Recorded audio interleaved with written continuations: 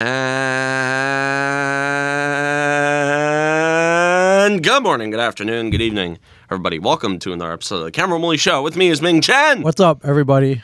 And I am Cameron Woolley. So, we're gonna open up New York Football Giants. Okay.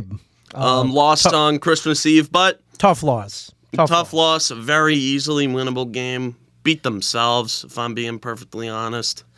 They got beat by themselves and Justin Jefferson, and I guess T.J. Hawkinson too. So, Yeah. Justin Jefferson. no, I mean, I knew watching that secondary try to cover Justin Jefferson was going to be very aggravating to say the least. But Can't they put like 5 guys on him or something? I like what? How do you cover that guy? I don't know. There are certain receivers who you just. I saw him play in person this year. I went to U.S. Bank Stadium in Minnesota. I think I sent you a photo. It's a nice stadium. It's gorgeous. I wonder what's like being in there. It was awesome. I mean, it's nice and air conditioned. Yeah, I went. It was October, so it wasn't Wasn't super cold. super cold. Wasn't super hot. It was nice. It actually got hot in there because it's kind of like a greenhouse. It's it's all glass. The whole thing. Well, yeah, you get the greenhouse. Yeah. Not the greenhouse effect. That's like something with climate change. But. Yeah, a friend got really great tickets, 50-yard line, or down the lower bowl, and so I got a nice up and close look at Justin Jefferson, and I mean, you see, he's awesome. He's awesome. The guy can catch anything. I'd do for he's a game changer. The Giants to have a Justin Jefferson type player. Yeah, but. Hey man, they had fight, man. The Giants should have won that game. The Giants absolutely should have won that game. 2-point conversion. But then of course, 60+ yard field goal, always for some stupid goddamn reason. Dude, Kicking a 60-yard field goal in the NFL to win a game is normally tough, but when you're playing the Giants, it's easy.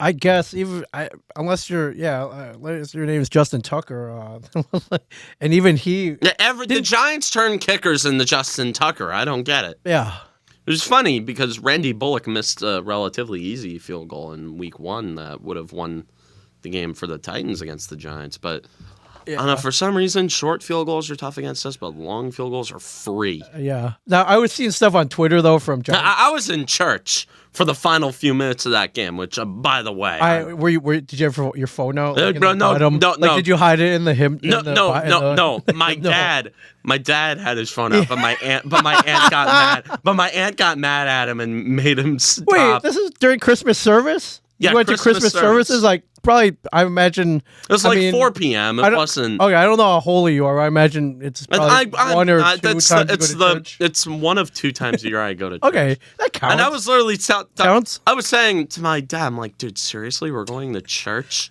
Yeah. Now, at the end, the Giants have a chance to clinch the playoffs for the first time since I was, 12 years old? I was 12 the last time the Giants were in the playoffs. Yep. And we're going to church?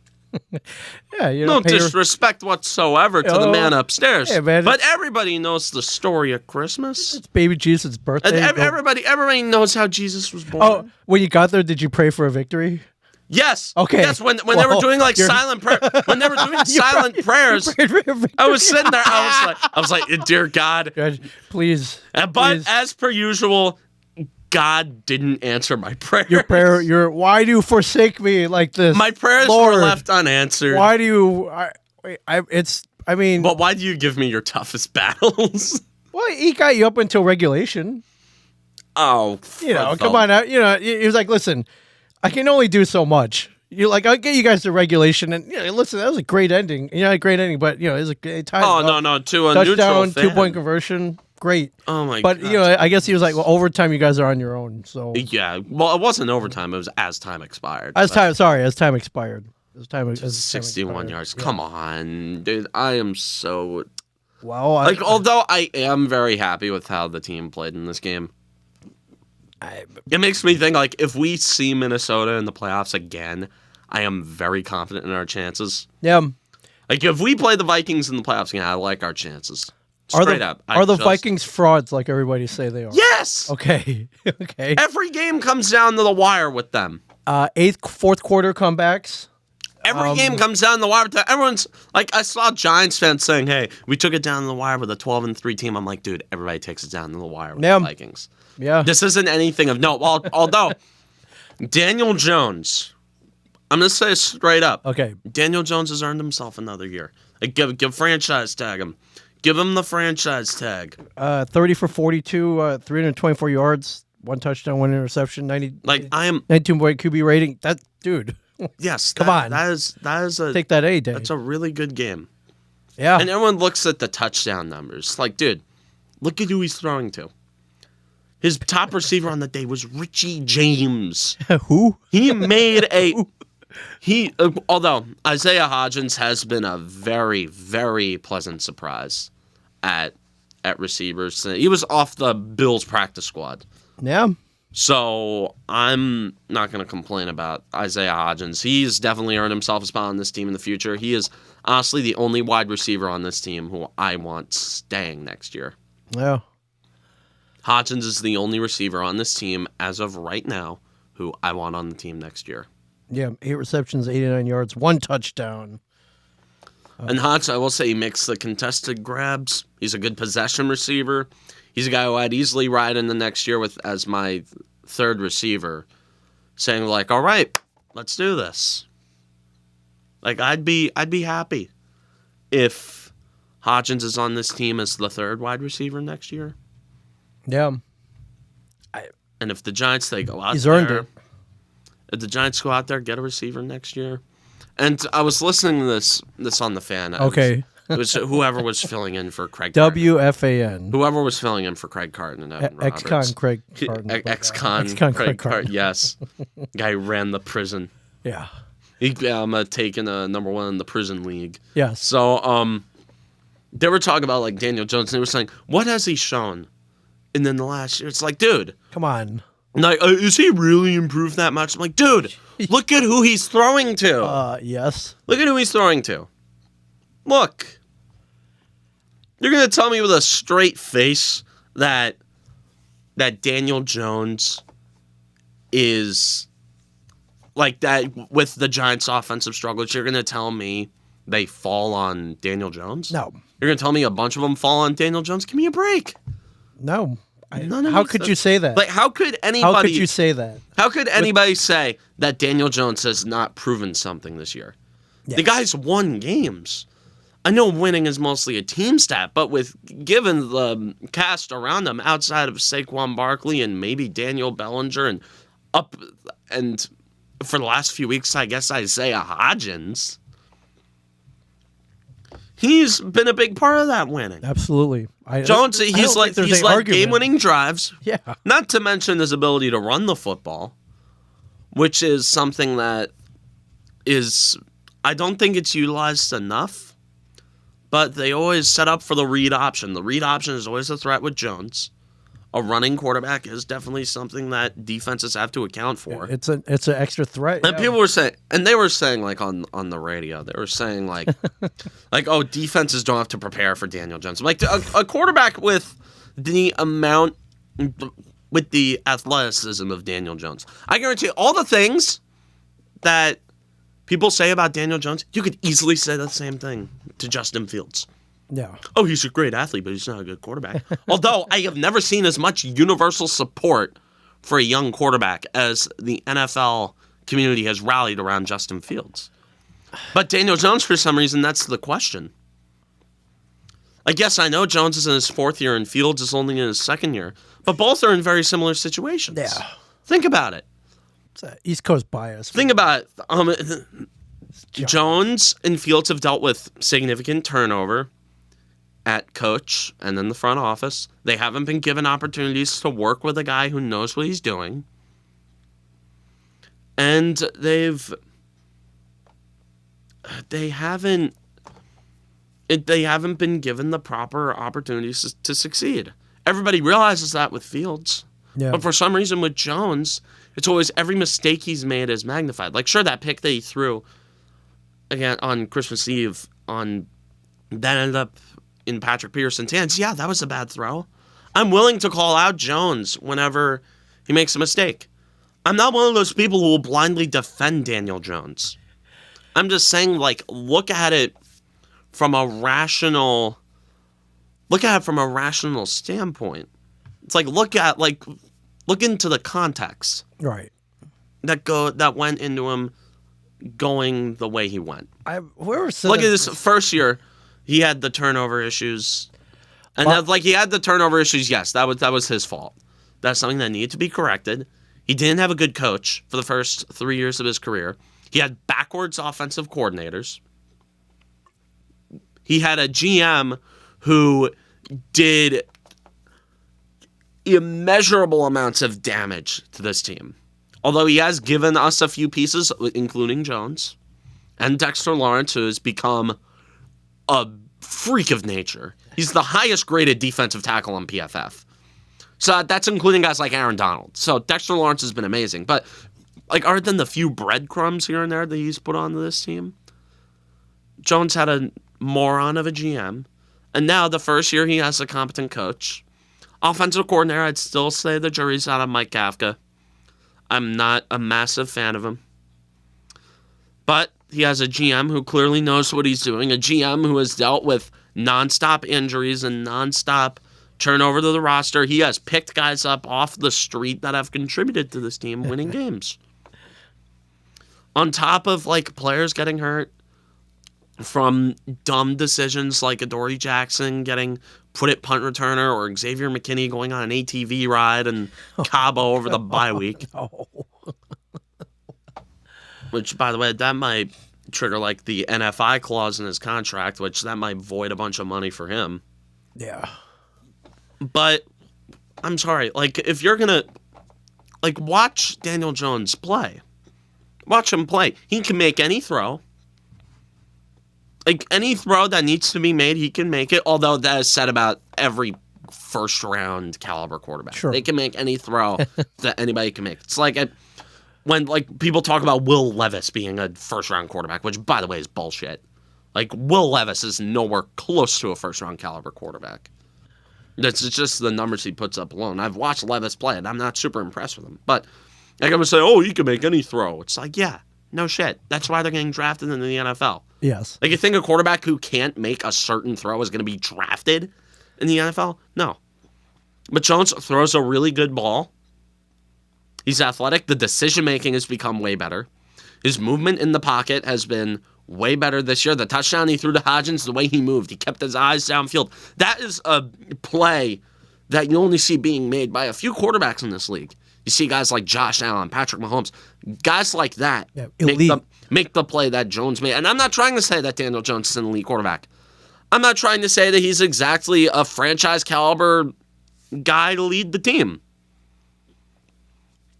But you know, I'm sorry, I'm losing my train of thought. Another thing about Jones is that the mental aspect.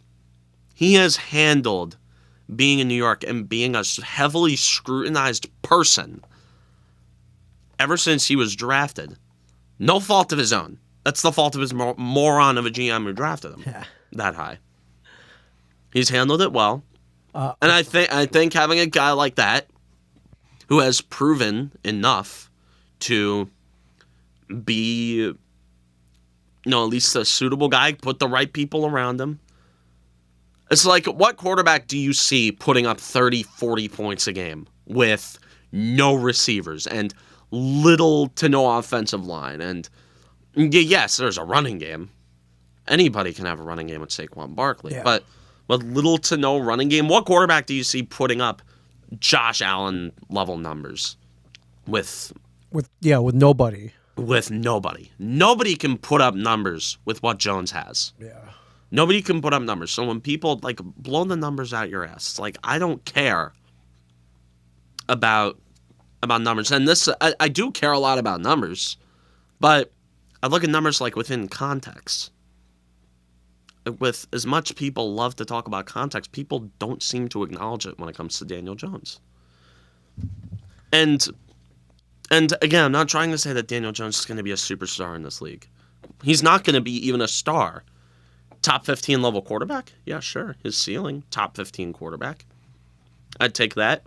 Can you win games with him? I think it's been proven that the Giants can win games. They have won with games. Daniel Jones. Giants have won games with Daniel Jones. Yeah. They're a win away from making the playoffs. That's how much they've won under Daniel Jones this year.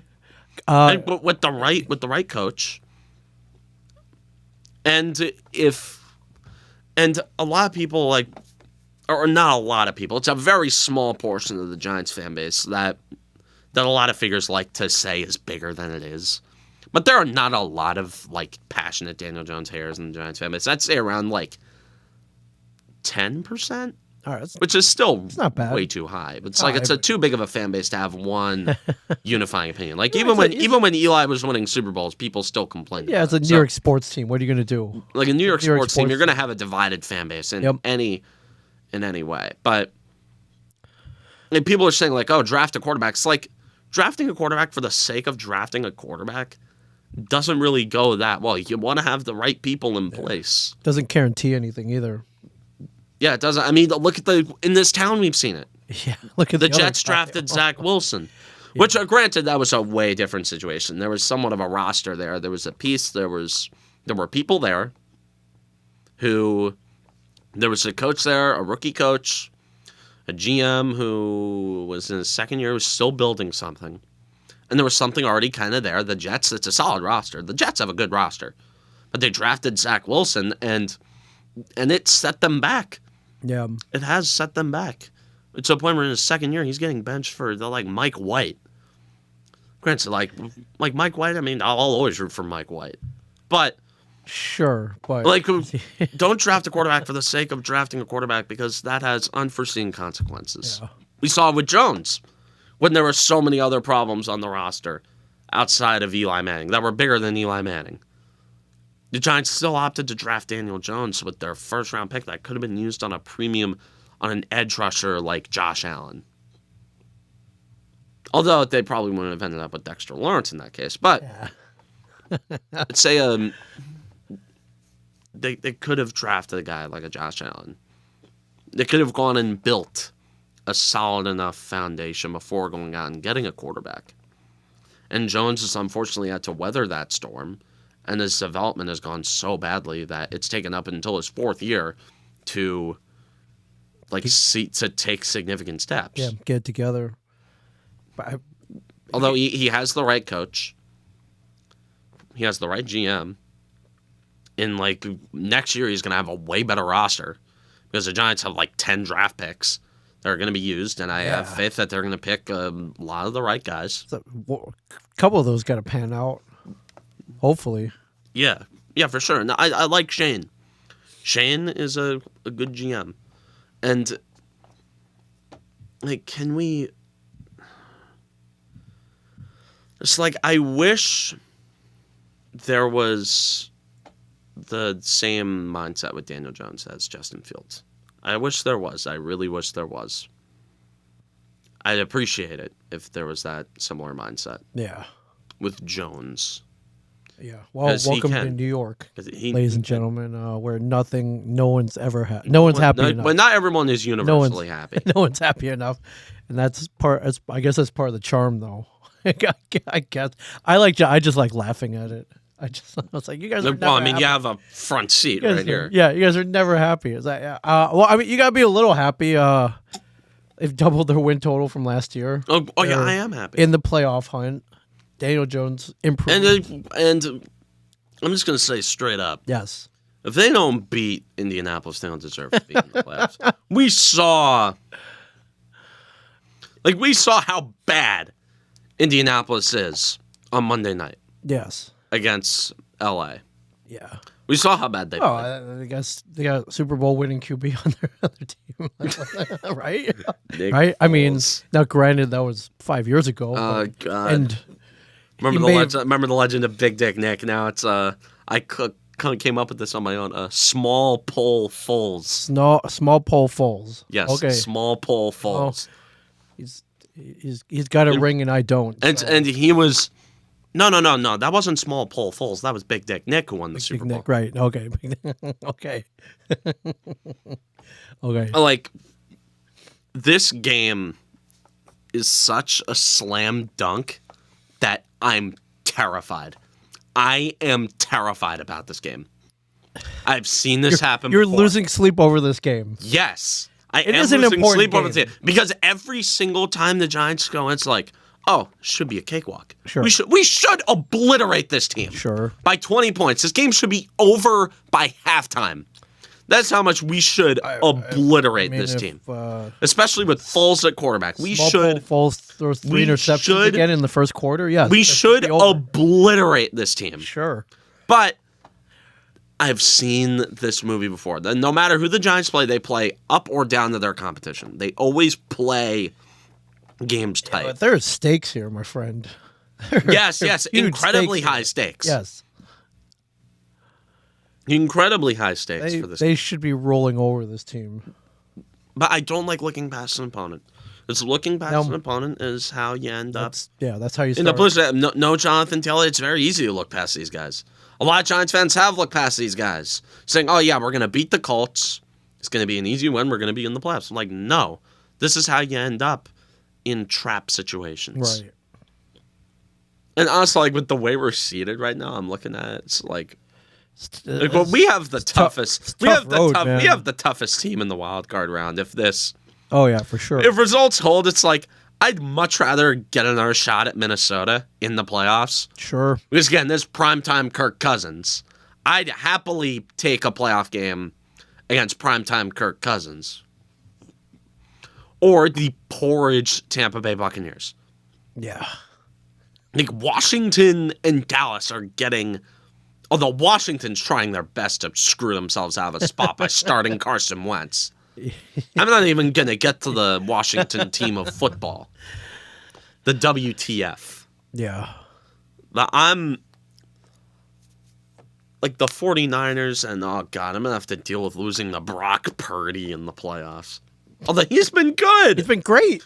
Dude, that is a stacked quarterback room. He's been great. Brock Purdy is their third string quarterback, and I'm going to have to deal with the Giants. Every single time the Giants lose, it's a story. It's always a story when the Giants lose. Right, it's never cut and dry. It's got to be something. It's never cut and dry. It's got to be something nuts. Like a movie or something. Got to be something that you can sell to Disney.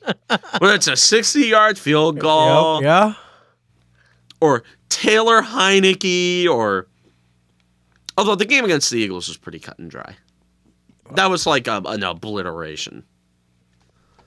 It's always got to be something. There's always got to be some highlight reel thing. There's got to be some amazing story that's going to run through every single social media platform. It's going to make everybody rally against us. And Brock Purdy beating the Giants in the playoffs, that's going to make such a great story. That's going to make such a fantastic story. Yeah. Like, if the Giants make the playoffs, they're losing to San Francisco by 20 points. They're going to lose to them by 20 if they make it. Right. And then what a story. What a story. How can you dislike these guys? Right. How can you be mad at that? This guy steps in. Oh, what a lovable story. What a lovable underdog. It's like it's 3 or 4 weeks, he just comes in and takes over. He's the next coming of Joe Montana. All of a sudden. Yeah. or Steve Young. I don't know. Take your Joe pick. Montana. Take your pick. Take your He pick. doesn't have the mobility of Steve Young. Good point. Like Steve Young could run like faster than any quarterback in the NFL. Yeah. Yeah, Steve Young was on a different level. Yeah. How about this division though, man? Dude, this division. Crazy. I mean, every year when the Giants are good, the NFC East becomes All of a stacked. sudden, they're all All of a sudden, the they're all NFC contenders. East, all of a sudden, All of the a NFC sudden. East is stacked whenever the Giants are good. I don't get it. The East sucks whenever we suck. Then whenever we're good, everybody suddenly decides to start playing well. Yeah. In any other year, the Giants would be in the running for the division. Oh, sure. With this record. Yeah. Yeah, they would have been. Yeah, definitely a couple years ago. 2 years ago, we would have clinched already. Yeah. Yeah, 2 years ago, we would have clinched. Yeah. But Well, meaningless football week 17, or meaningful football. meaningful football week 17. This is fun. Yeah. Winning, you're in. Yeah. It's so It's that simple. goddamn simple, but I know this team's going to make it hard. This team doesn't do comfortable. This team doesn't do proper. This team isn't proper. They had any blowout victories this year? No. Okay. No blowout victories. Okay. The closest thing to a blowout was the win against Houston. Okay. Which even then, that came a little too close for comfort. Yeah. It came way too close for comfort against that dumpster of a team. Well, I'm glad you have meaningful football in week 17. I'm glad. I'd love to cover a giant playoff game on here. Oh yeah. I'd love to talk about. Holy cow, we've never been able to do that. I'd love to in the talk history about of the a show, giant playoff game. We have not done that. So I'd love to do a pregame. We've never talked about just a Giants pregame. Oh yeah. Just do like a pre-show talking about a game. Yeah. Like a playoff game. Talk about what we need to do. I already said my goal for the year was already met. Like my reach was talking about playoff clinch scenarios on Christmas Eve, and sure enough, with my dad, every single uncle. Yeah, all of a sudden, every single uncle, I was saying hey, if this, and this happens, we're in. If we win, we're in. If we win, we're in. But if this team loses, but these, like the Giants, I'd say I put the chances at around 90 of it happening. Okay, those are good chances. Because the Giants, they need to win. If they don't win against Indianapolis, which is very possible, I'm terrified that that's going to happen. I am terrified about this game. Not guaranteed. Just need, honestly, we just need Detroit and Seattle to lose once. And Detroit's playing although the Packers are coming up real fast. Yeah. Which makes that win in London so much more important. That win in London against Green Bay is paying dividends right now, by the way. What the Packers are pesky. Can't get rid of them. To Aaron Rodgers. Can't get rid of them. Like, something happened with Aaron Rodgers. Rodgers started taking his perks again. I guess, or he just started caring. I don't know. Rodgers is on his perks again. He's all right. Some random voodoo crap with Aaron Rodgers that turns him into Nick Cage because is he looking like Nick Cage rolling in? Yeah, I remember. Yeah, with the guy's a psycho. Cameron Poe from Con Air. He looked just like him with the tank top and the tank top, the dirt jeans, and greasy hair. Yes. The hair, that is the shadow, the 5 o'clock shadow. Yeah, Cameron Poe. That was a good movie. It's a great movie. John Cusack, Steve Buscemi was in it. Buscemi and John Malkovich. Dave Chappelle. Yeah, it's a great movie. A great movie. Dude, Nick Cage, underrated actor. Oh, by far, yeah. Isn't he National Treasure? National Treasure, yeah. The stupidest. 1 and 2. There are 2 of them. I saw the second one. Yeah. Yeah, there are 2 of them. I'm gonna steal the Declaration of Face Independence. Face Off. I haven't seen Face Off. Oh, the Face Off was awesome. Little far fetched plot wise, but it's a Nick Cage movies are always far fetched. Although with the deep fakes and stuff now, we're not that far from swapping faces in real life. Yeah, deep fakes, right? Yeah, we're not that far. Yeah, but yeah, I'm happy for you. I'm happy. Why? Yeah, man. I'm happy that you're not coming in ready to jump off a building. And, not like most weeks where I'm coming in ready to jump off a building. Like it's nice. I prefer this Carmen Woolley. Although the other one's pretty funny too. So. Oh no, the other one's like ranting really and raving funny. And oh no, the Charlie Brown sad sack Carmen Woolley. That's yes the cynical the GPS like going to the nearest bridge. Right. Cameron Woolley. That's hilarious. A lot of bridges in this town. Yeah, a lot of bridges. I don't think any of them are high enough, though. No, not really. There's one in Highlands, which is kind of high, but I don't. And the Navasink, the bridges across the Navasink. Those are fairly high. Yeah, those are fairly high up. But I don't know if they're. Like, it's not like jumping off the Golden Gate Bridge. Like, you're basically guaranteed death. Yeah, because you hit the water. You hit the water's like hitting a concrete slab. But yeah. Now, it's, I don't know, a couple 100 feet maybe. Like, you could survive that. Yeah, it would hurt. I drown, though. That wouldn't be any way to... No, Why are we talking about I have this? no idea. Well, I'm not in that mindset. Yeah, right I mean, now. I'm just saying you've come close. I'm not in that mindset right now. I've never gotten to the point in sports where I've thought about killing myself. I've never gotten to that point before. Although if I was a Knicks fan, that might have pushed me. 2009 Devils Hurricanes playoff round. That was you. That was pretty close. You came pretty close. I wanted to You jump were off at that game. I wanted. Didn't you want to jump from your suite like down I did. to It the was section? Kevin's suite, but yeah, I think if I jumped, I don't know if that would have killed me. It's not that. It far. gave you head first.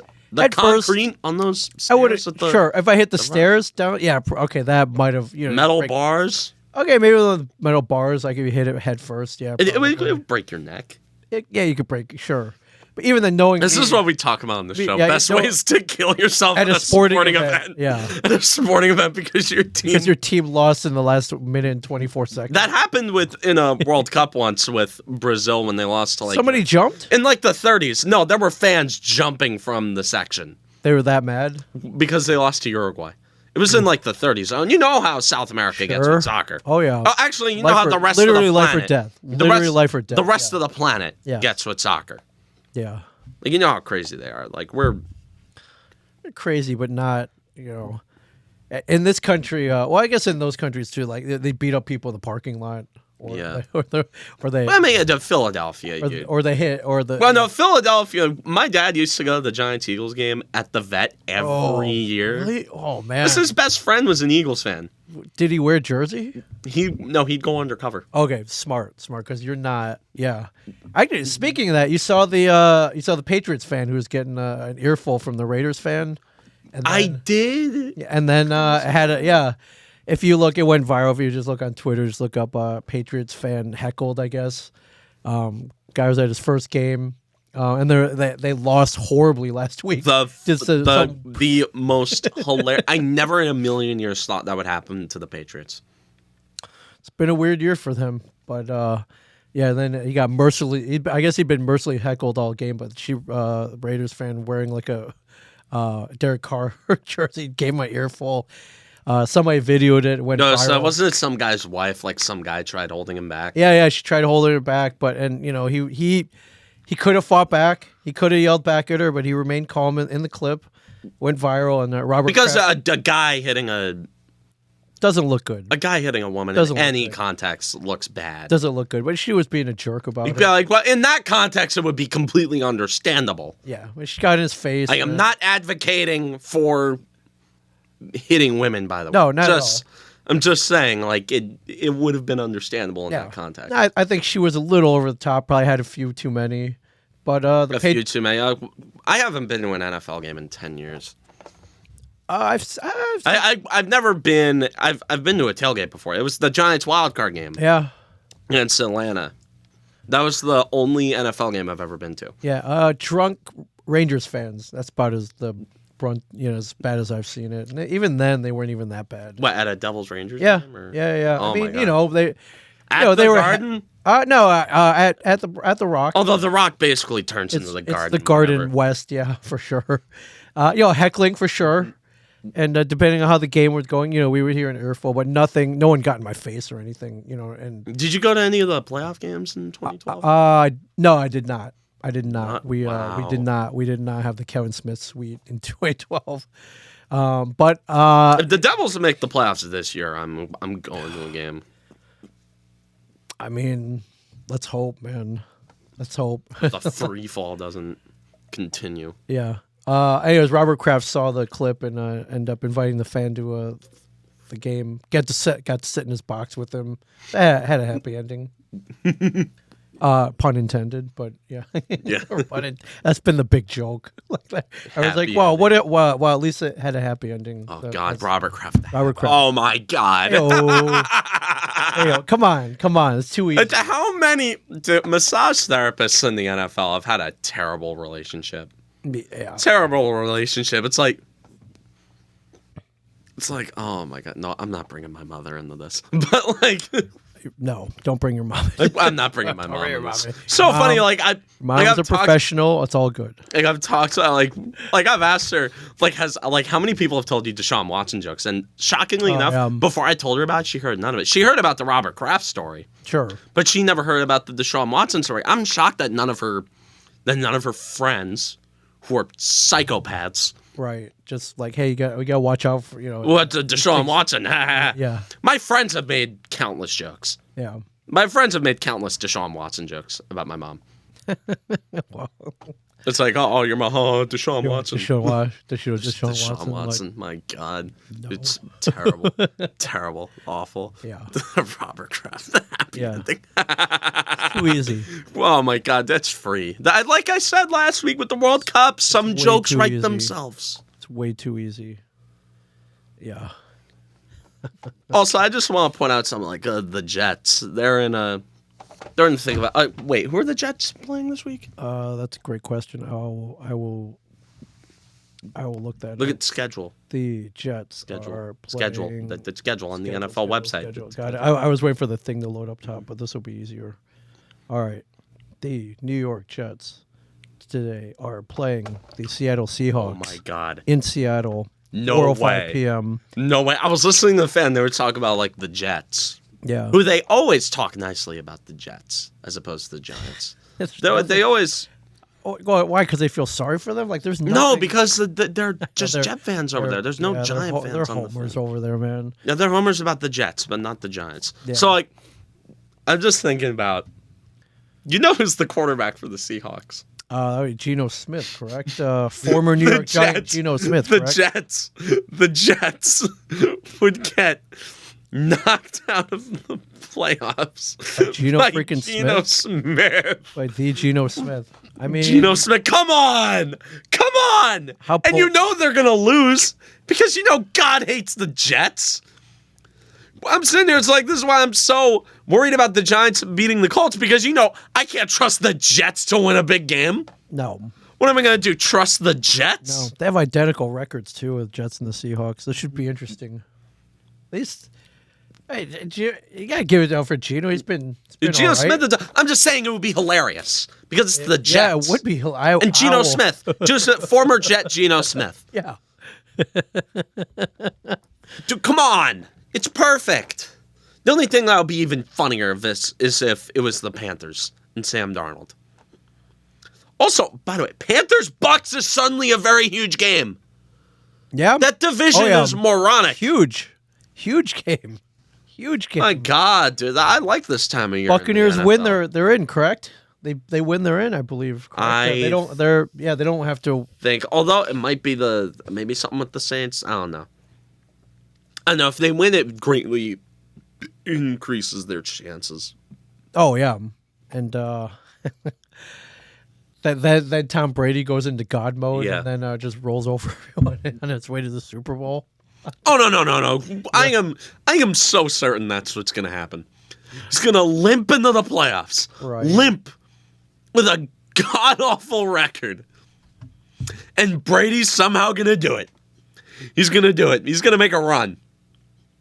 Because this is Tom Brady. This is Tom Brady. Until he proves me otherwise, right. I'm still going to be here and saying, like, you know what? It's Tom Brady. He's gonna pull something. He's going to do something nuts. Because you know the guy doesn't have a family to come home to. No, he's got a clear head.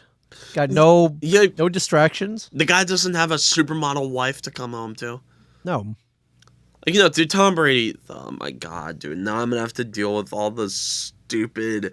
Like, I don't want to give Tom Brady his flowers again this year.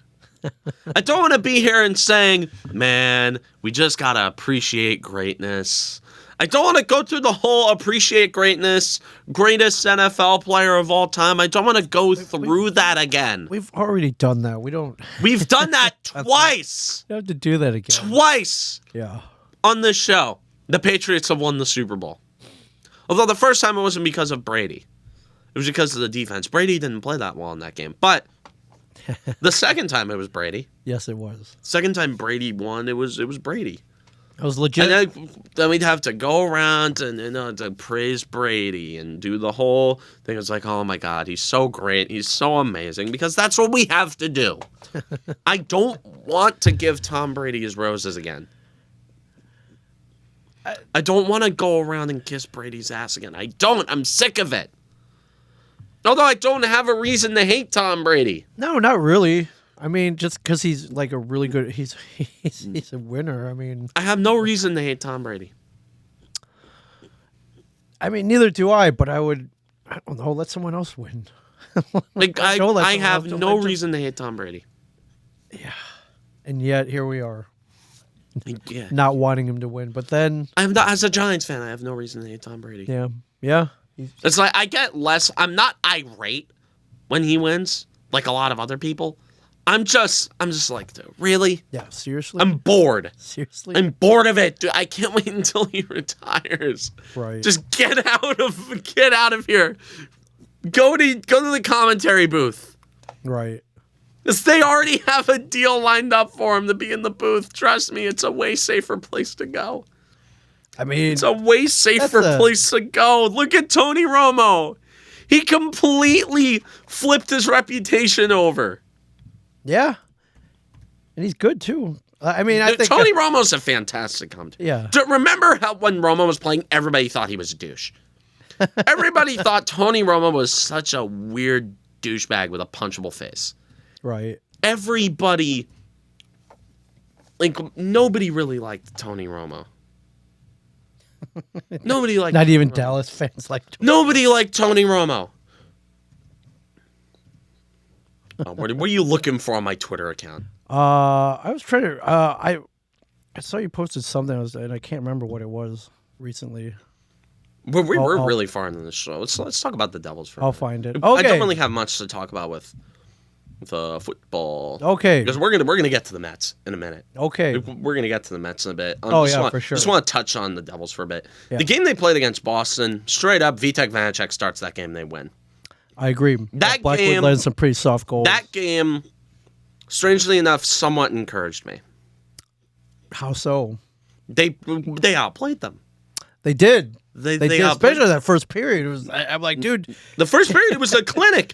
I was watching this. I'm like, holy They killed crap. penalties.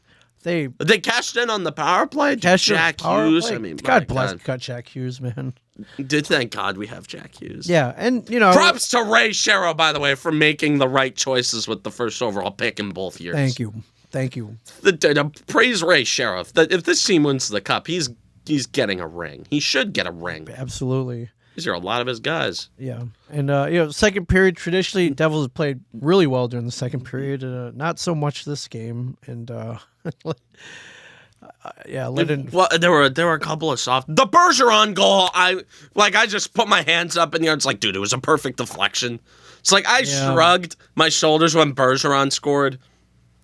I mean, that's what he does. It was the Pastrnak goal, so I'm like, dude, really? Both of them. Like, you gotta have that. Like, Blackwood has to have. And I know David Pastrnak is one of the best shooters in the league. Sure, but they weren't. 24 goals. Yes, I am aware that David Pastrnak. Yeah, but they weren't unstoppable. Yeah, by any means. They weren't unstoppable. Also, of course, Pavel Zacha got himself an assist in this game. Yeah. And Eric Holla got no points. So that's fan. The Devils made it close. In the third period, they almost did it. Yeah. Tomas Tatar and Yegor Sharangovich, they scored. Goals, yeah. I think the problem is they just got to, like I said before, the issue was that their top contributors weren't contributing. Nico Hischier and Jesper Bratt weren't doing that well. But then their guys started playing better. It's just, and then I would have been happy with a point. A point, ecstatic. I don't like loser points though. Sure, but you know my point of view on loser points. Of course, but a point's a point, my friend. I know a point is a point, and every point. Yes, especially when it comes to the New Jersey Devils. Yes, I know every point in the NHL means a lot. Yeah. Well, tonight you don't have to worry about Mackenzie Blackwood, Vitek Vanacek back in net. Hopefully, is that what they said? I believe so. I think he was. Let me look at the. He was out on the ice during warm. I mean, would you throw Blackwood out there again? No. Well, there you go. What are you nuts? I am so tired of this This brain trusts faith in Mackenzie Blackwood. I'm tired of it. 2 years ago, yes. Yeah. 2 years ago, I loved Mackenzie Blackwood. Check the tape. Check the game tape. I was a staunch defender of Mackenzie Blackwood. Great against the Panthers, so I guess they're like, oh, we'll throw him out there again. And I don't. He does this every single time. They're showcasing him for a trade. What are you going to do? You got to get him out. I don't care about showcasing him for a trade. He's Canadian. He's going to net a lot of picks. Yeah, you're right. He's going to net a decent return because he's Canadian. You're right. He's Canadian. He's got that dog. I mean, you know how hockey GMs think. They're idiots. Yeah. Yeah. Well, we're going to need a great goaltender because we're missing two key defensemen. Oh yeah, that's I don't right. know. Oh god. I mean, two. Ryan Graves. Oh god, Ryan Graves and John Marino. Our second. That was such a good pairing too. It's amazing. Yeah, they went on IR today.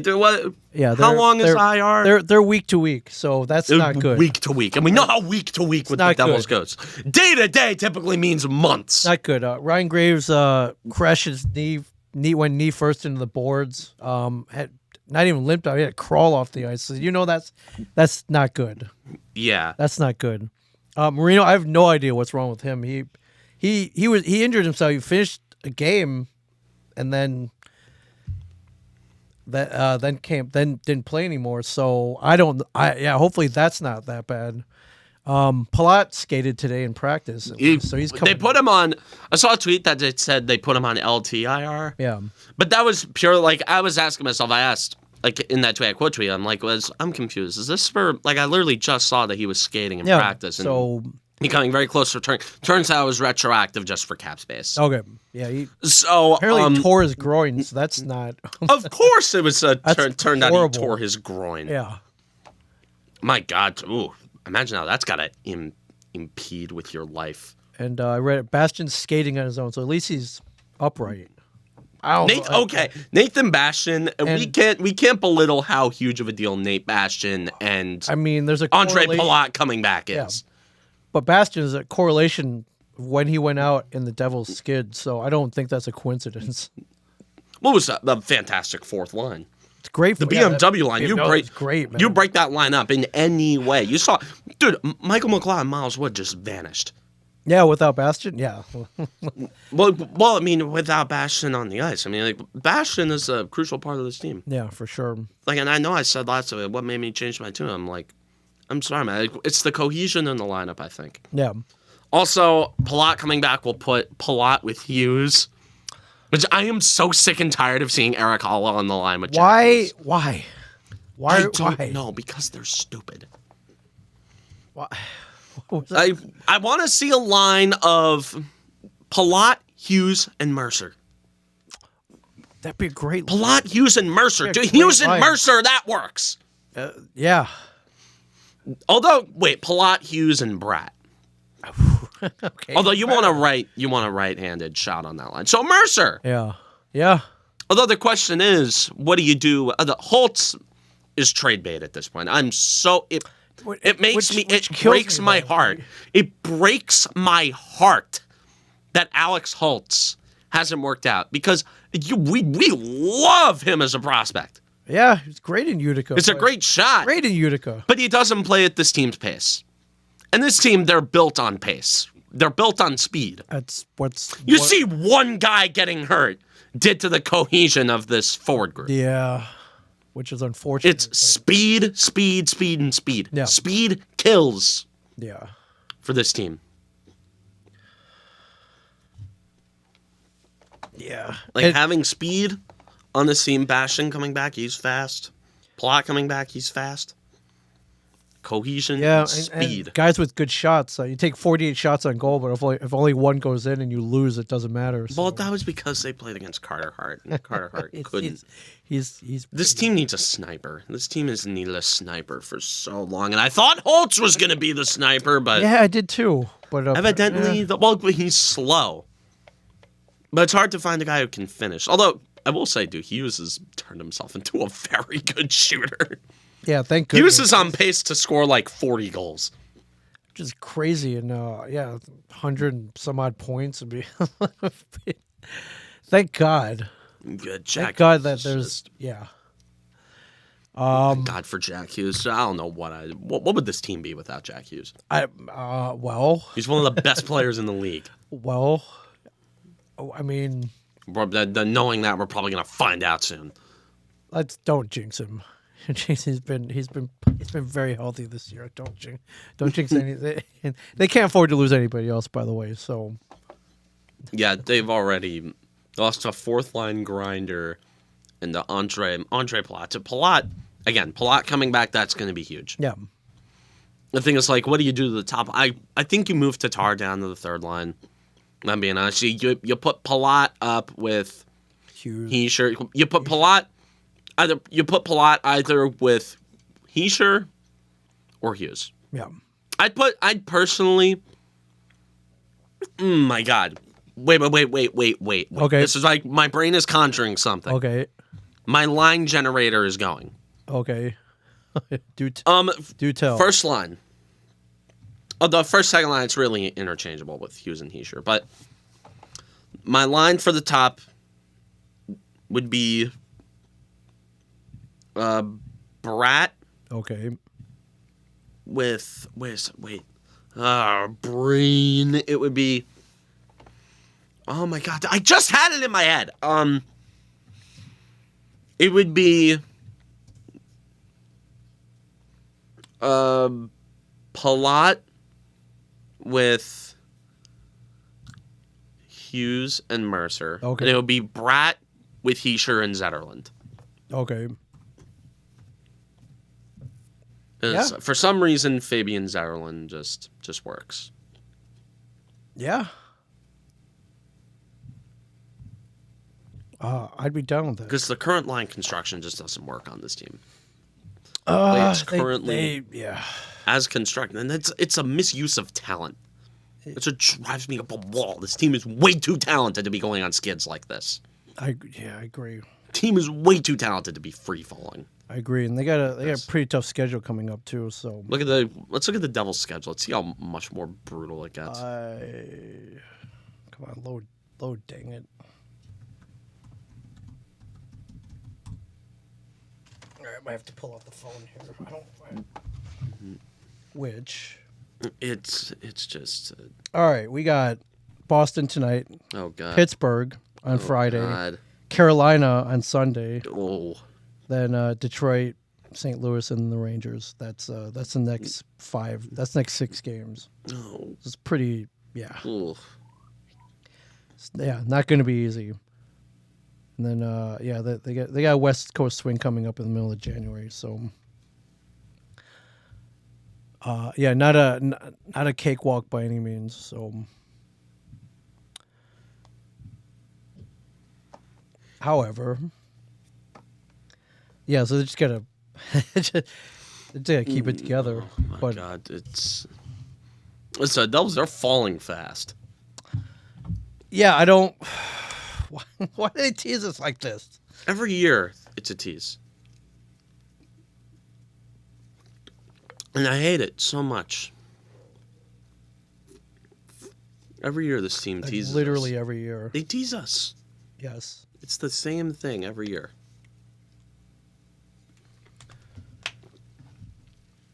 Life as a Devils fan, I guess. It's a tease. A constant, Life as a Devils fan. stupid tease. Yeah, I don't like it. Anyways, we're gonna touch base on the Carlos Correa, The saga. this disaster. So Carlos Correa had a deal with The Giants. the Giants, then they backed out because of medicals, and then he had a deal with the Mets immediately after, and now they're concerned with medicals. So this is turning out to be a nightmare for Carlos Correa and Scott Boras. I'm thinking Correa, but I'm not feeling bad for them by any means. The Correa's still made more than enough money that anyone can spend in a Sure. But I lifetime, mean, but- so obviously the question is like, why? If the Mets everyone knew about the injury history, so why? So why were the Mets surprised that the issue came up again? which apparently stemmed from a broken right fibula that Grizz suffered a couple years ago. In like 2014, I Yeah. think, and it wasn't surgically repaired properly. I guess, but I mean, he's been fine since. He's been fine. I don't know what the they're- issue is. Yeah, but they don't. Both medical staffs don't like it. Which the fact that the Mets medical staff doesn't like it, that's telling. Yeah, that's something. They're a Mets bunch of medical- Dr. Nicks over there. It's like, hi everybody. Okay, you're good. Sign. He's good. Yes, Dr. Hi Nick. everybody. Yeah. I never watched too much of The Simpsons. Yeah. Well, I mean, the Mets are full of quack doctors. You've seen their storied injury history for a lot of their Yes. star players. So yeah. So so now the reports are they may try to restructure the deal, which Correa and Boris obviously aren't going to take if they try to shorten it. So that could mean he's open to other offers. I mean, the Yankees could use a shortstop. We know they're not gonna. Which no chance. No Although chance. this is such a Yankees move, a star player who has medical concerns. Yes. This is Brian Cashman's favorite kind of player. Sure. Like a star with medical concerns. The only issue is he's not washed up. Right. The Yankees love guys with medical concerns Yeah. and red flags out the wazoo. Sure. The Yankees, they've dealt with Boris. The Yankees would They've dealt with love- Boris many times. With Rodon, they Rodon, yeah. dealt with Boris. Hey, Rod. Oh my God, that's right. A-Rod was a Boris client. Yeah. You gotta laugh at this though. Cole, Boris client. Cole, yeah, you gotta laugh at this though. The Mets, they's rolling along. They're spending money like a drunken sailor at the Caesar's Palace Casino. Yep. The unlimited credit line, and I saw this news. I couldn't help but laugh. With many Mets fans in the studio, in my life, and Have you had a Met fan in this studio? we've had a few. Like since the Oh, Correa? no. I think I've only texted people. You've only texted people about Yeah. this? Oh no, actually, I've only sent text. I have not laughed in the face of a Mets fan in person yet. Well, I mean, because the deal could still very well get done, but Yeah, this is it's yikes. Like it's not looking that good. yeah. So apparently, So funny, Correa could have kept his deal with the Twins. could have. He's making Could've. great money over there, and he had another couple years left over there. So, I love it. Everyone's like, yeah, he bet on himself, and he won. Like, whoa, not so fast. Not yet. He Not so hasn't. fast. I wouldn't be shocked if the Yankees. Actually, I would be shocked if the Yankees were in there. They're allergic to signing star shortstops. But they need one. They could use one. They could certainly use them. That would open up. Dude, getting Carlos Correa would open up so many possibilities for a trade. Yeah. Because they have shortstop prospects that are really good. Yeah. They have 3 upper-level shortstop prospects. They have Volpe, Peraza, and Sweeney. Yeah. Not to mention guys like Roderick Arias, who are going to be entering the picture Yeah. Yankees have needs in a couple years. Who's going to be playing left field this year? Given that Who's going to be playing, and who do you want to be playing left field? Well, I want to be playing How left about field. that? Obviously, Brian Reynolds. I Okay. want Brian Reynolds in left. Okay. But, and I've seen this a lot, and this is a very good point.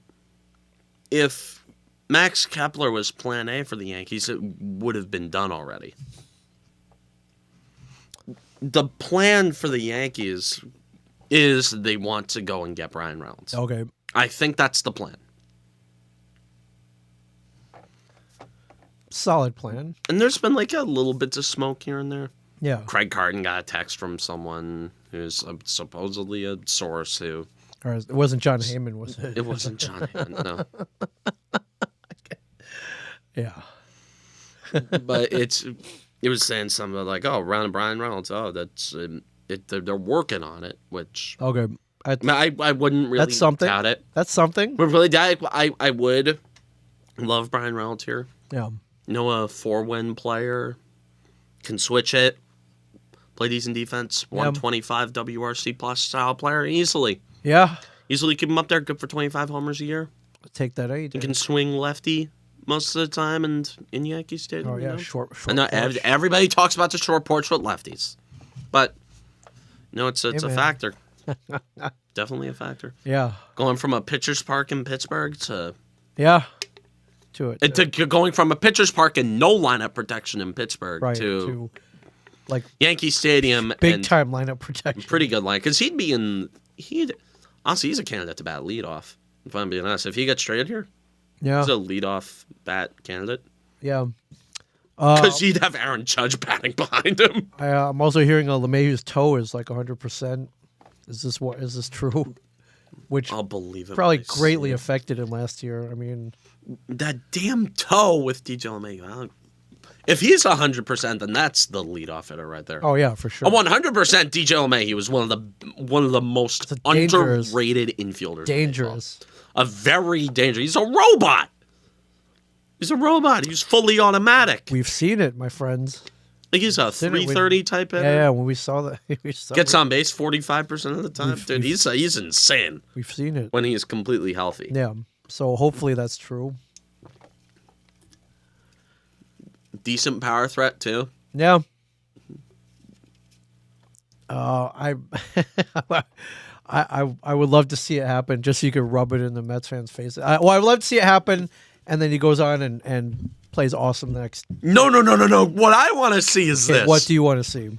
What was your dream Purely scenario? for the sake of the reaction of one person. Okay, all despite one person. Okay, I want Carlos Correa to back out of a deal with the Mets and sign a shortish term deal with the Braves. Because it would make Frank the Tank Fleming go into hysterics. The Braves! The Braves! Oh, get the Braves! Oh, the Mets! Darren Ruff! I don't do a really good Frank Fleming. I'd have to chew on my shirt if I wanted to do it. Close enough. I'm doing it's so people with the Mets and the Braves, Carlos Correa going to the Braves, and Darren Ruff. Darren Ruff is going to be laid off for the Mets, and easy out. Like that's yes. Oh, God, I got hair in my mouth. Oh God, I just chewed on my shirt. What the hell? I'm an idiot. Hey, Frank Fleming makes enough money to support a up-ish and North Jersey apartment, like somewhere in like Hoboken, I assume. Yeah. Wow. How do you think this is gonna end? I think, gun to my head, I think Correa's gonna work it out with the Mets. Probably, but I mean, but it would be hilarious.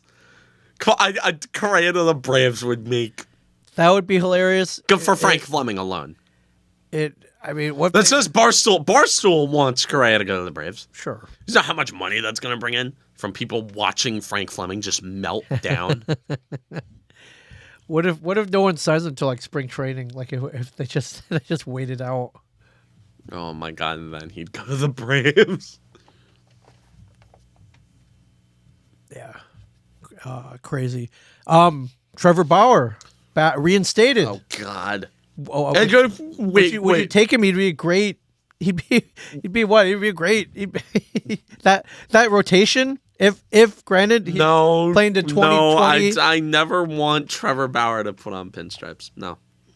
You know, granted, you've heard the stories. Sure, he's not a great guy. He's a terrible human being. Pure human being, but in a city that. And you know how hilarious it is. His like the cutoff date for the Dodgers to either reinstate him or like cut him forever or something is January 6th. Yes. January 6th. Do you have any idea the hilarity that goes with that? The nexus date of our country, I guess. So yeah. No, but like Trevor Bauer is like an outwardly like MAGA. Like he's outwardly MAGA on Twitter. Is he? So yeah, outwardly. Wow. Well, that is an ironic date indeed. Is there a team that doesn't care about bad PR that would pick him up? I was trying to think about this. There's some team out there. One team that's desperate enough, like they just want to win, and they'll pick that up. And the Dodgers are paying a pretty good chunk of that contract for I guess whatever the last year I think they had to pay him $22.5 I million. think I don't know, are the Dodgers going to retain? I don't know what's going to happen with Trevor Bauer. Would I haven't been following would San this Diego story. pick them up to spite the Dodgers? That would be a very Padres move. Yeah. Although they don't have to act all rent-free about the Dodgers now because they beat them in the playoffs. They did. But still, Don't have to be super spiteful. Still the little brother, though. You don't have to be super spiteful about them. No, I guess Although, not. I don't think any fan base is more of a little brother complex when talking about a team that they own the way Astros fans talk about the Yankees.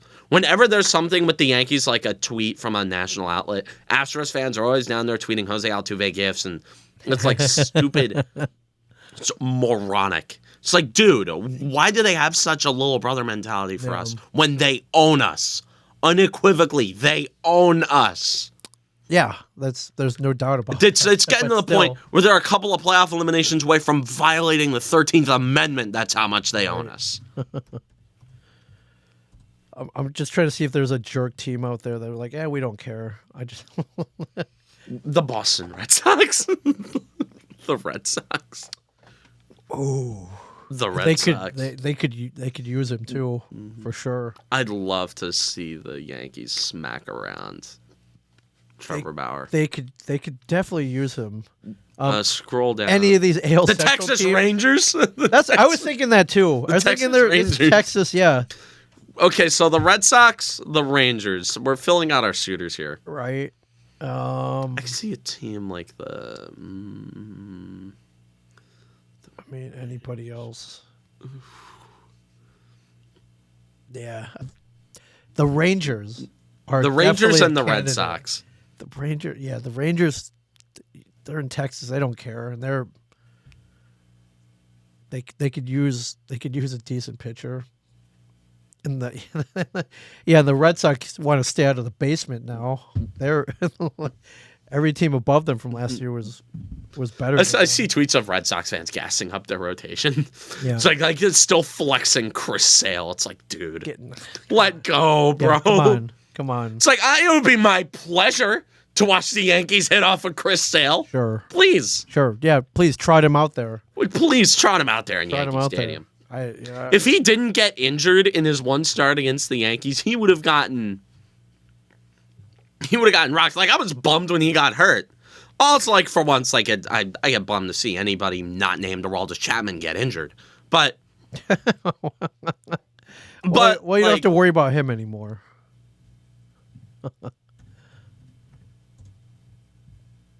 Yeah. But yeah. I was checking out your tweets. I thought, Terrell Owens. That was a tweet I saw. Jerry's starting to lose it. Where Terrell, he's in talks with the. Wait. Some guy replied to me. Some idiot replied to me. Hold on. Did he? I don't see any reply. No. Wait. I saw a guy just. Yeah. Yeah, Terrell Owens apparently talking to the Cowboys for whatever reason. He's 49 years old. He's a head case. He's Kevin Harlan's calling the Giants-Colts game. Let's go. Yeah? Dude, Kevin Harlan. I'm blessed. Kevin Harlan. Dude, do you have any idea how much of a blessing that is? I do. Kevin Harlan. I do now that you're telling me, so. Think about it. You know his voice. Sure. You know his voice. I do. Trust me, dude. Kevin Harlan calling. Oh my God, I haven't heard Kevin Harlan call a Giants game in years. Yeah.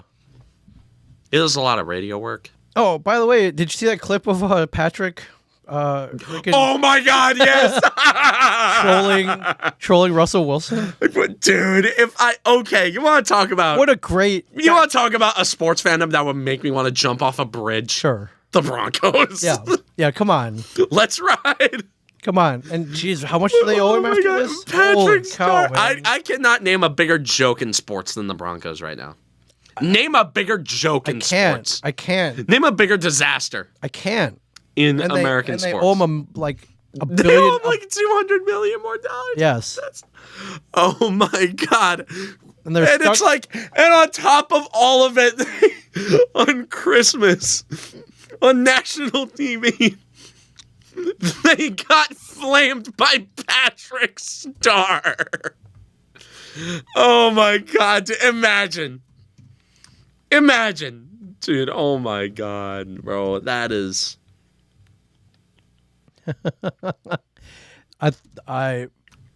Yeah, that was what a Christmas present. That's not what he wanted to cook. Let's see if this. No, like, wait, we'll play the... These are the big horsey players. They have the ball, and they're going to see if they can find a way to move it. Oh, nice. And so what's up? Oh, there's Russ Wilson. Oh, no! That's called an interception. That's not what he wanted to cook. No, I think he burnt whatever he was cooking. Oh my God, dude, Nickelodeon. With the interception, the SoCal kid back home, Patrick, how exciting is that? Bobby Wagner coming to town and doing that with his old teammate. It's great. It's perfect. It's perfect. Oh my God. Hats off That to is- Nickelodeon, man. Oh my God, Nickelodeon does a better NFL broadcast. Like every year when there's the Nickelodeon playoff game, Yeah. I pray to God the Giants aren't on that game. I don't want my own team being on that game because getting flamed by a SpongeBob character, that would kill me. I mean, Plankton. Plankton, okay. Cashew crabs.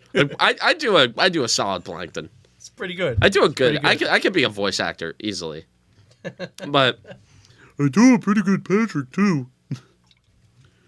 Russell Wilson. So great, man. Russell Wilson. God bless you, Nickelodeon, Nickelodeon and this my partnership with the NFL. God. Oh God, have made it's football a million times more Well, fun. Viacom, CBS, Sure. that's Nickelodeon. Sure, but somebody Also, SpongeBob like accounts for 10% of all of Viacom's earnings. yeah, somebody Like the suggested parent this, company. and somebody approved this, and they made it happen, and it actually came true, and it's great.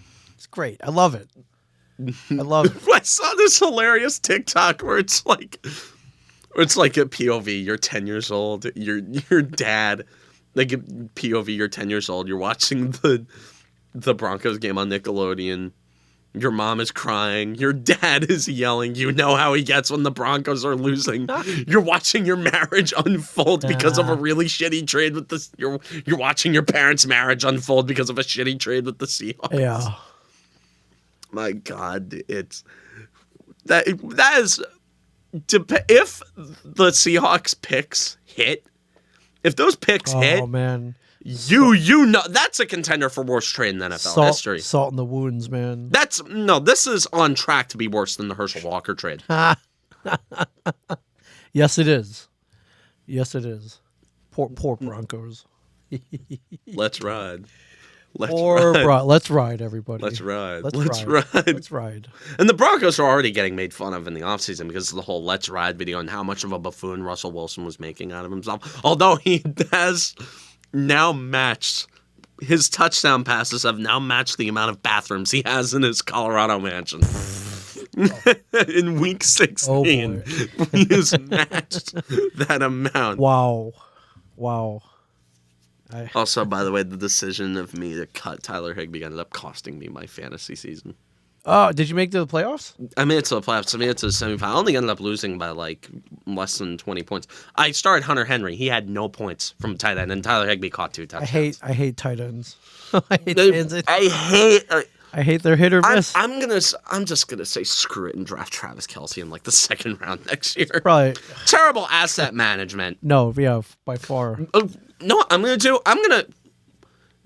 do this before the rest of the people catch up to me. I'm gonna start drafting wide receivers in the first round because wide receivers are way harder to find than running backs. Oh yeah, for sure.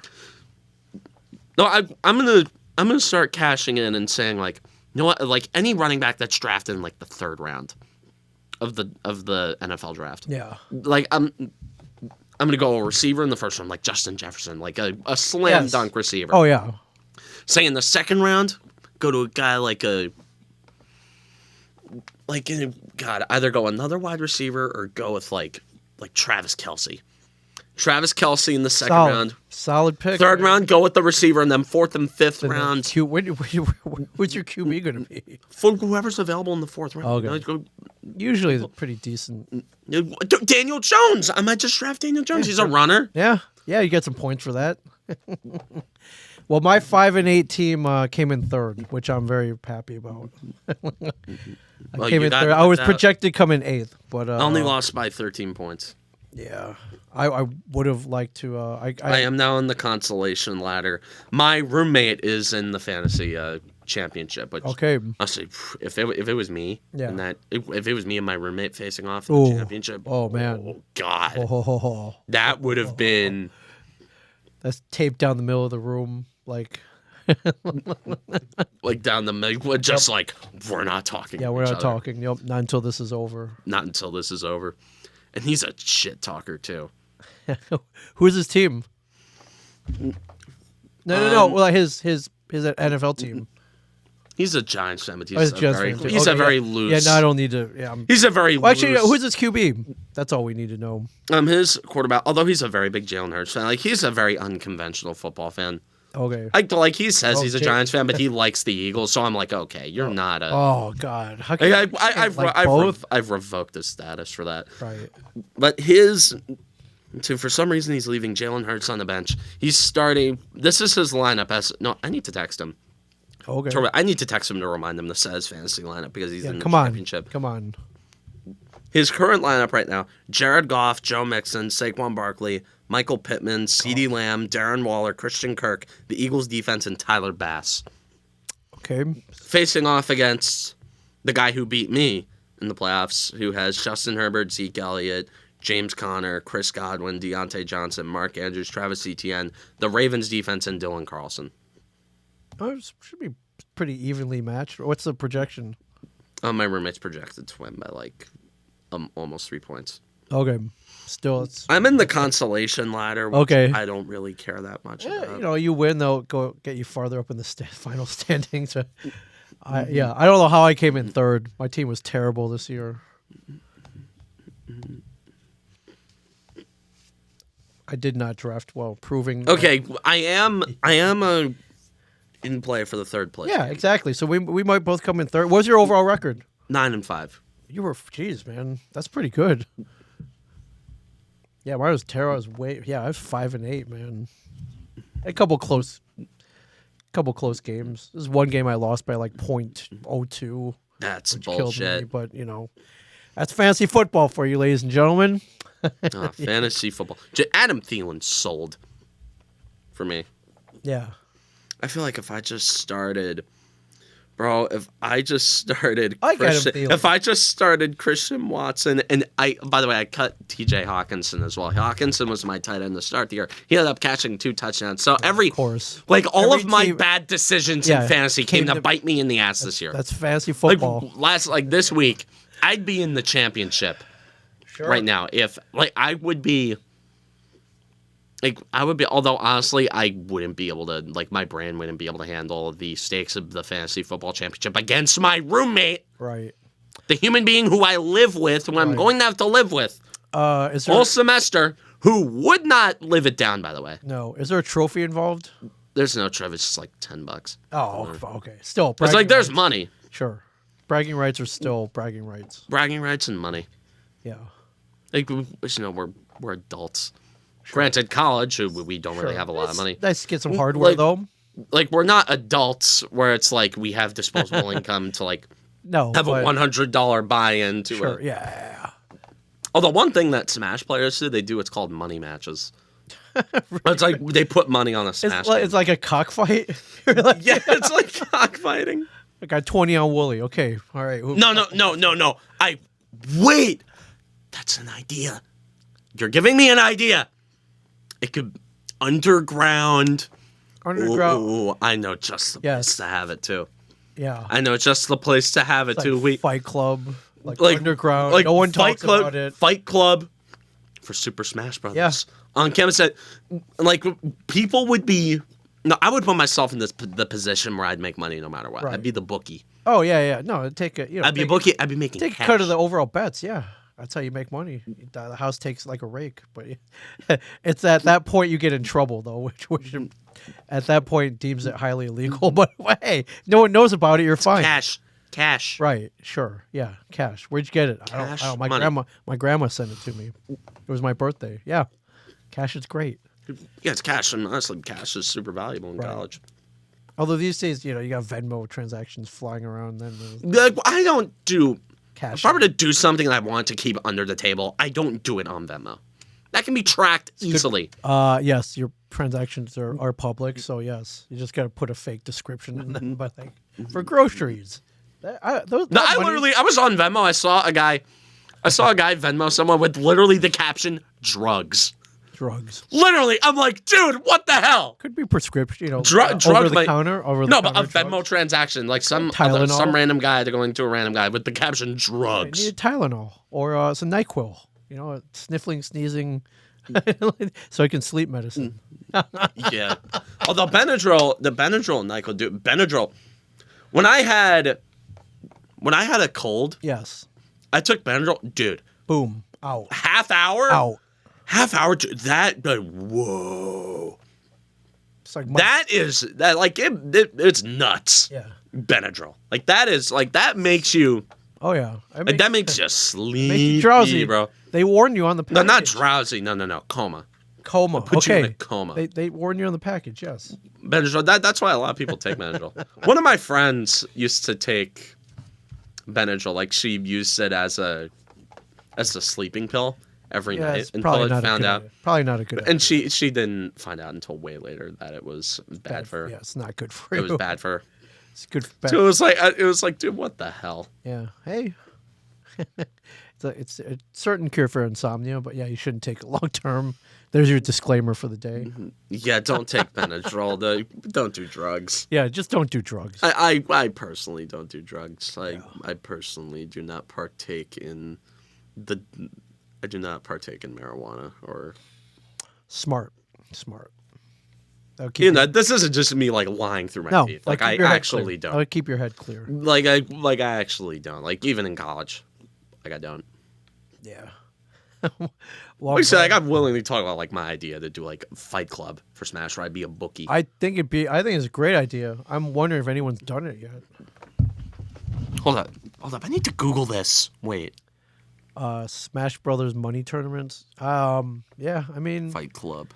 Smash Brothers Fight Club. I would go and spectate and place bets for sure if anyone did that. Like a dark underground like arena, somewhat like a basement. Or it's like the Kumite from Bloodsport. They Smash Bros. It's like a name for a tournament. Okay. Well, we'll I'm talking like an actual like Fight Club, like yes. Yeah. underground Well, where I can place bets if on they've people. done it right, we haven't heard about it. But Yeah, sure. Like all it takes is nobody just get talks it- about Fight Club. right. I haven't like seen that movie fully yet. Oh, it's great. I've heard say well, great. isn't it like super young Brad Pitt? Yes. Yeah, it came out like 20 some odd years ago. Yeah. 25 years ago. It's like Brad Pitt before a lot of people like took him seriously. I Like think back that when just Brad Pitt about- was just like a hot guy. Yeah, it was about the beginning of all that. Yeah, Yeah. Brad Pitt fever. It's good. It's a good movie though. It's a great movie.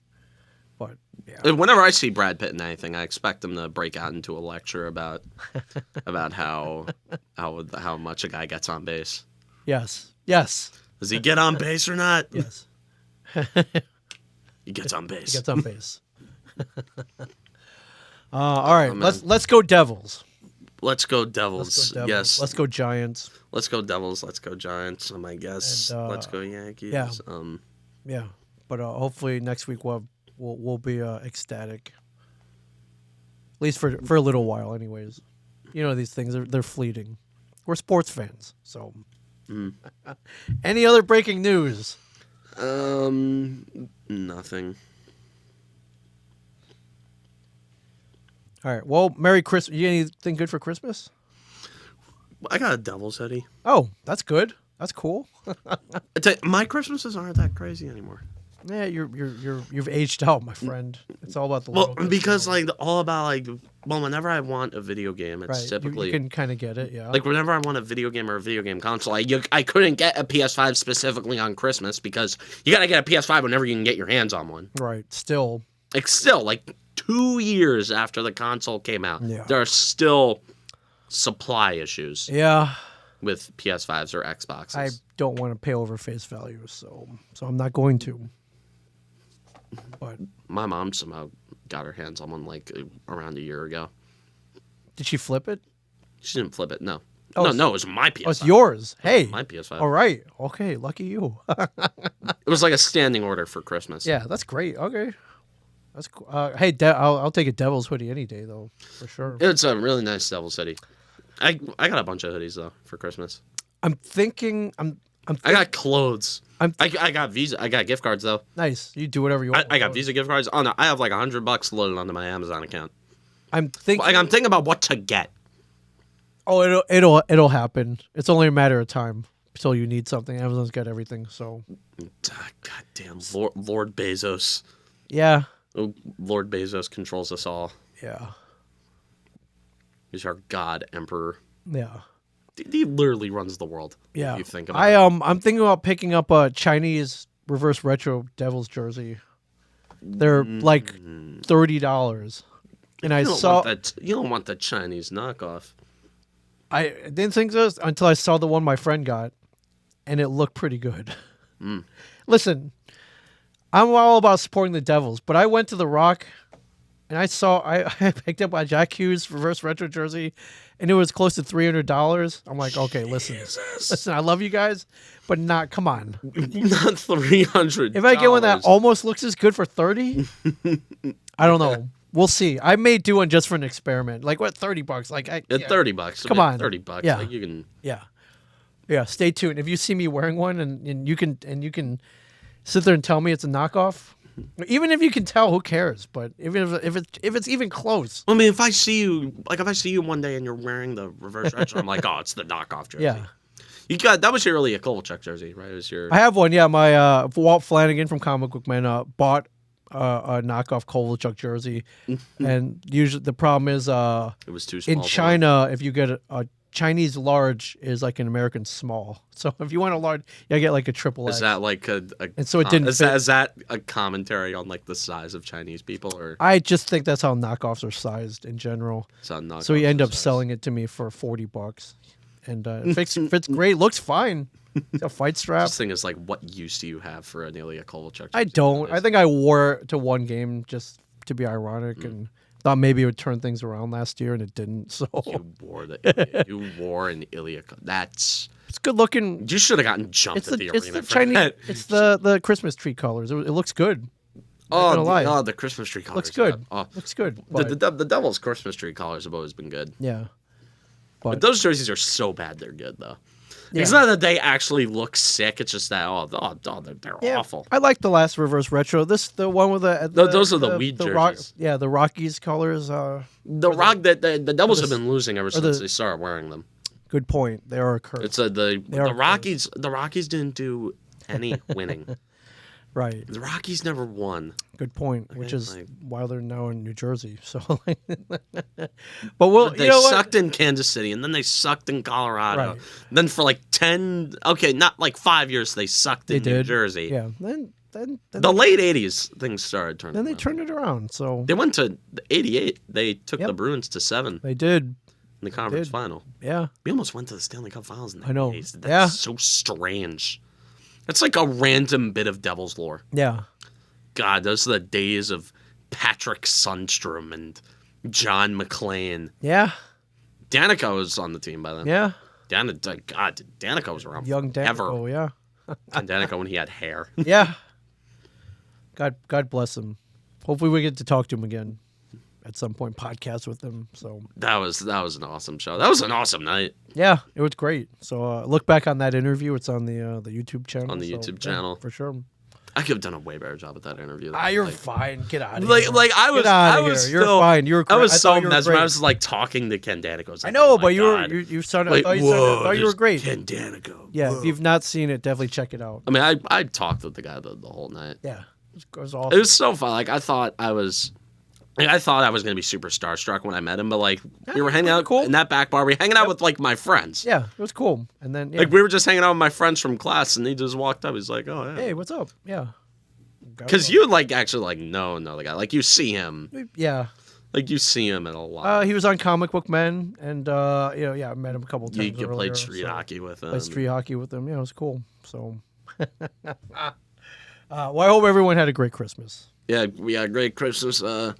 Happy New Year. I'm not gonna see you, and don't make the goddamn see you next year joke on me. I have heard that too many times. Are you also sick and tired of the see you next year Yes, I am. jokes? Like Been hearing that since elementary school. It's see you next not- year. it's Like not- I have not wanted, funny. It's I not want to funny. drive so many people's not heads funny. into a wall because of that joke. Also, Mary Chrysler. It's like Jesus. it's not funny. Anyways, Yeah, just I have so many thoughts on the crap that people bring out at Christmas time. Like the stupid like Hallmark movies. It's like, what the hell is the meaning of those? they're highly entertaining. And they're saying There's certain subsection of Americans. certain subsection of white people, bro. Like the White women mainly, yes, white women. but they, they're sugar-coated enough for everybody. So yeah. Yeah, oh my god, I have so many stupid. My god, it's like on Christmas they shove the Knicks in my face. God, I feel so bad. Also, like, do you see Luka Doncic drop 60 last night? He had the insane. first ever. Insane. He had the first ever 60-20-10 game in NBA history, and of course it was against the Knicks. Of course. If I was a Knicks fan, I'd be on suicide watch right now. If I was a Knicks fan, this would be a suicide watch show. They're used to for it, me. though, man. They're used to it. What are you gonna Like do? blowing a 10-point lead on Christmas Day. Like if I was a Knicks fan, Christmas would be ruined for me. Like as a holiday as a whole, because I'd be subjected to watching the Knicks lose, watching my favorite sports team lose. Like I hate like people normally get excited when their teams play on like big holidays on big stages. When I saw the Giants were playing the Cowboys on Thanksgiving, I was like, oh god damn it, because I knew for 4 hours I was gonna be pissed off on Thanksgiving when I should have been hanging out with my friends and family, when I should have been hanging out, when I should have been having a good time eating. Not having a good time watching another random football game instead of watching my team lose on Thanksgiving. So that drives me nuts. Like the Giants playing on Christmas Eve. Although I do like when the Giants play on Christmas Eve because like it's always like I always like watch the game with my family. Like watch the game. Also, I have fond memories of the Giants on Christmas Eve. Yeah. Namely 2011. Like Vic, that was my favorite Christmas ever. Because that day, Giants beat the Jets. Victor Cruz had the 99-yard touchdown. Yes. That night, I open up, I see that, I get Mario Kart 7. And then, Christmas morning, I open a 3DS. Nice. All right. I get a great. 3DS on Christmas. So it's like a really good, dude, Santa came up clutch for me that year. Oh yeah. Nice. So it was a great Christmas. I got stuff. I got games. I got Mario 3D Land too. Yeah. 2 very good video games. That's awesome. I also got Pokemon Rumble Blast, which for some reason I played a bunch of I played a bunch of spin-off Pokemon games for actually playing the mainline games themselves. Yeah. Which made me miss out on the generation of Black and White, which oh dude, those games are so good. Dude, the new Pokemon game that came out, Good. Scarlet and Violet. Yeah. Like honestly, the best main series like new game since Black and White. Not counting remakes because Omega Ruby and Alpha Sapphire is way better than Scarlet and Violet. But I will say Scarlet and Violet, dude, fantastic games. From a technical standpoint, Right. they're a disaster. Right. Like the frame drops. Like that game is not made for the Switch. Like that game should not be on the Switch. That should be on like a PC or a PS5. Yeah. Something with Because Nintendo hates having firepower. competent hardware. Nintendo hates having good hardware. It's kind of their trademark. So what are you gonna do? No, when in the Super Nintendo days they had, they had good hardware. All right. Was it up to scratch at the Sega Genesis? Not really, but they weren't that far behind. 16-bit. Yeah. They Like pushed 16-bit Sega was 16-bit. They pushed it at times. Yeah. So with the Nintendo 64, they weren't super duper far behind. Right. They started falling really far behind with the Wii. Yeah. The GameCube, they were still somewhat Yeah. Up in a there. league with the Xbox and PS2. Right. The Wii was when they really started like falling behind because the Wii had similar processing power to the GameCube. Meanwhile, that was the same generation as the Xbox 360 and PS3. Then the Wii U and then the Switch. Yeah. Which, although handhelds, Nintendo's had a monopoly over those. Oh yeah, ever since like the Game and Watches back in the day. Well, the man. Game Watch was Nintendo. Yeah, Nintendo So yeah, was the Game and Watch. yeah.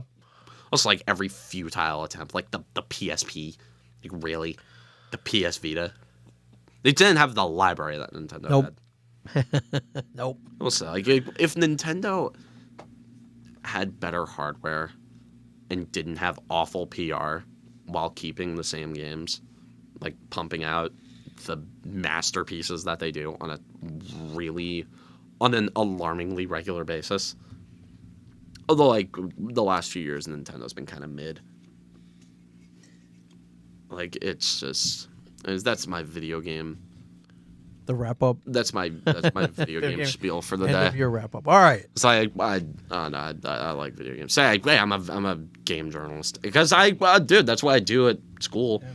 Yeah. I cover esports. That's what I do. Like I have gained so much appreciation for Rocket League. Like by the time my career is all taken off, like Rocket League is going to be on my list of top 5 video games, like favorite video games ever, because Rocket League is honestly, I'm going to be looking back. Rocket League is where I got my start. Like calling Rocket League games. Although not like my start. Like this was my start. But Rocket League is how I got like into the business. Like if I go on to call games for a living, which I mean that would honestly be really fun. Rocket League, that's how I got my start. All right. Stay tuned, everybody. Yeah. Anyways, from Ming Chen and the Shared Universe Podcast Studio, I am Cameron Moley. Don't forget to like, subscribe, and ring the notification bell. And as always, stay classy, New Jersey.